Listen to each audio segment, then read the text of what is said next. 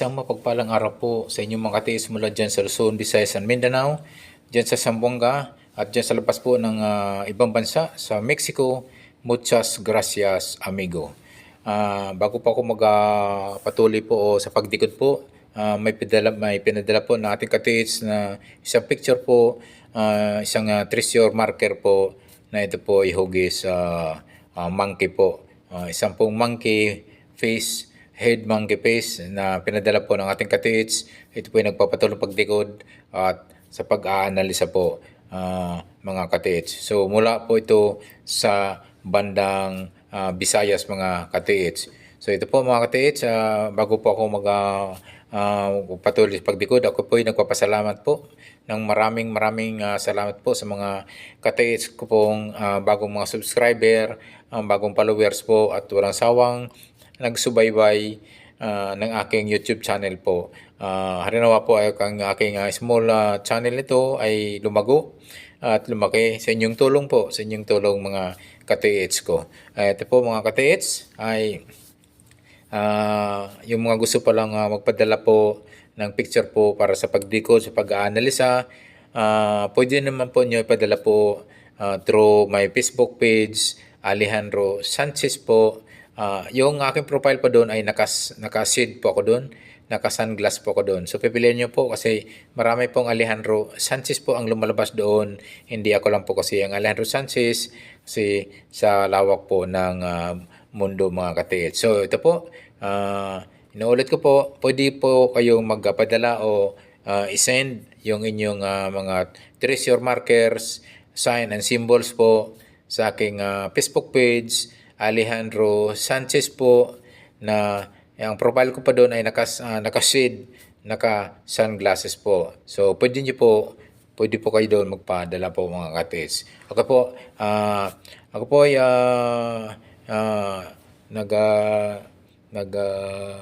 pasalamat po talaga sa aking mga subscriber po, sa aking followers po, na yung mga avid ko talagang viewers po ng aking YouTube channel mga katiits. So po mga katiits, atin ang tulong-tulungan, pagtulungan po sa pag-analisa at sa pagdikod.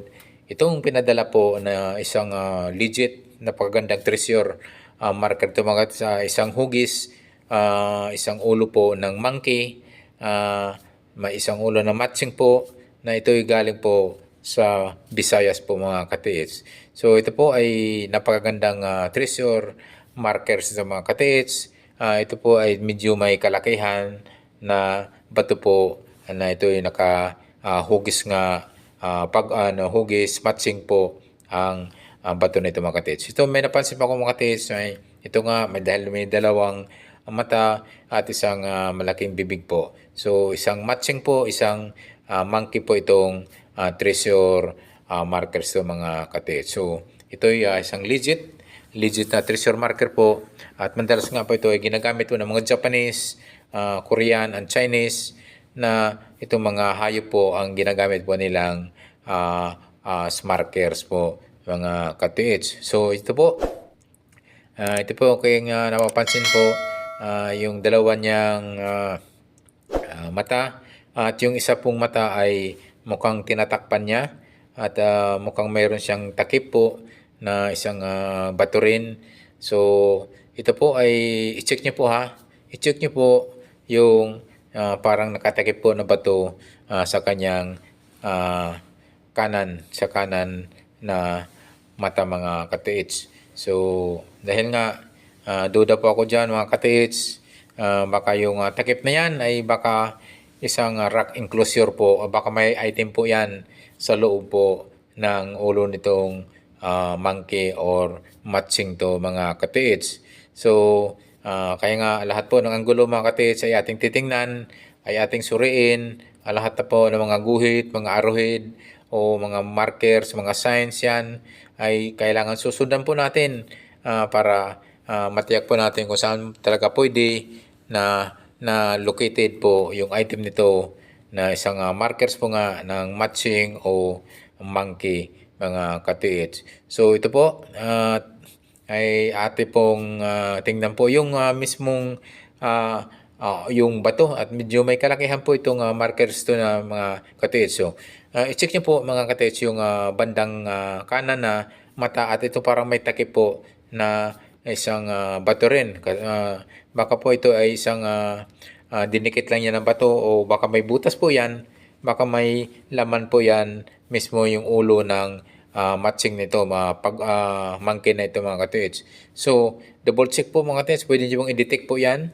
Pwede nyo gamitan ng gold locator or pwede nyo gamitan ng metal detector mga katiits. Kasi nga, ito pong marker stone na napapansin ko sa mga katiits ay medyo may kalakihan po mga katiits. So, huwag nyo kaligtan po mga katiits na i-check po ito.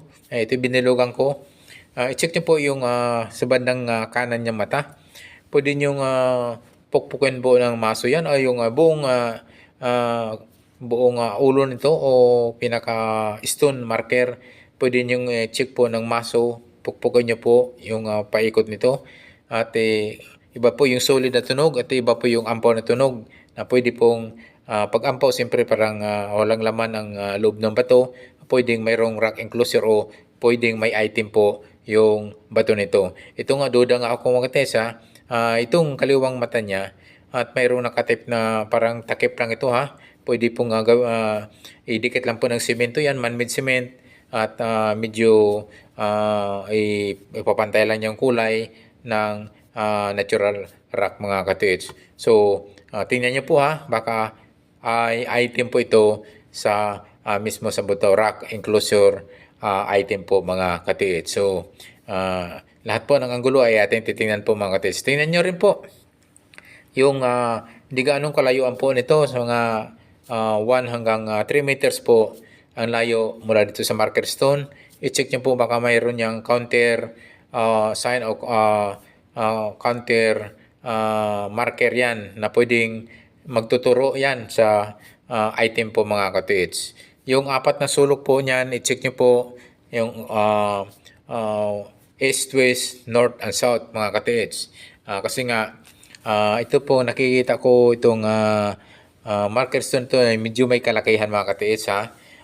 Alam nyo naman ang marker stone pag medyo malaki-laki ng konti ay ang design ang item ay medyo malayo ng design ng konti mga katiits. At ang items or otherwise ang item ito ay nasa mismo sa mismong bato.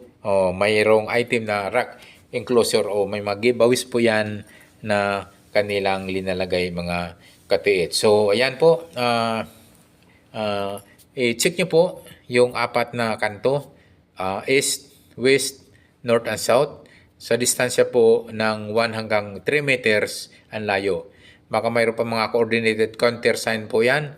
May mga bato po yan na mayroon ding hugis mukha ng monkey o matching na pwedeng ang coordinated counter sign yan mga katiits or mga punong old tree na may naka-engrave, nakaguhit po na mukha ng matching o ng monkey, coordinated yan, countersign po yan mga katiits. So yan mga katiits, sana nasundan po ng ating katiits na nagpapadala nitong marker stone na napaka-legit, napakaganda po. At positive po itong items mo mga katiits. So ito po mga katiits ay mayroon pa ako napapansin po dito yung guhit po nasa may bandang ulo niya. May 3 siyang guhit at yung iba ay mamaya pang titingnan na maigi. So yung 3 guhit pang say pwede natin yan i-convert po sa distance po. Kaya tama po yung aking sa pantaha sa aking nakuhang distansya 1 hanggang 3 meters po mula dito sa marker stone na mukha po ng matching. I-check nyo po yung 4 na sulok, east, west, north, and south mga katiits. So ito po mga katiits, talaga namang napakaganda po. At ito'y isang legit na stone marker sign mga katiits. So yan mga katiits ay pwede nyo pong i-detect po yan aming ulo. Pwede nyo i-check nyo pong ng maso, ng baka may rock enclosure item po yan. At pwedeng hindi ilalayo yan ng items mga katiits. So, yun nga, mayroon akong tatlong guhit na nakita. So, convert po yan ng every 1 meter po ang bawat isa. So, mayroon pa ako napansin mga katits, isang sa tagiliran niya, isang rectangular po na square rectangle. Ito yung nagre-represent po ng gold mga katits, ng gold bar mga katits. So, baka may gold bar po ito, yung item nito na pwede natin ma-trace o pwede natin makita mga katits. So, yung tagiliran niya po mga katits, may naka-engrave, may nakaguhit na isang mapahaba at medyo gold bar po ang shape nito mga katits. Yan po mga katits, talagang isang napakagandang markers po ito, treasure marker ito mga katits. At ito po mga katits, at huwag niyong kaligtaan po mga katits na yung mismong inuulit ko po, yung mismong kabuhan ng markers ito mga katits. I-check niyo po ito, baka may rack enclosure po items, lalo na yung nakatakip po mga katits sa bandang kanang mata ng itong monkey o matching na ito na stone marker mga katits. So ito po mga katits, ako yung nagpapasalamat po. Sana po ay natulungan po natin yung katits na nagpadala nito mula dyan sa Visayas na nagpapadikod o sa pag-aanalisa po ng treasure marker ng sign po na kung saan po ang item ito na located o saan matatagpuan po yung item. Okay po, ako po yung nagpapasalamat po na marami yung bago pa lang sa aking YouTube channel. Don't forget to subscribe mga katits. And also don't forget to hit the notification bell button para updated po kayo sa aking mga video pang ipapalabas. Muli, maraming salamat po talaga sa inyo mga katits sa walang sawang pagsubaybay po ng aking YouTube channel. Thank you so much for watching. God bless you. God bless you always, katits.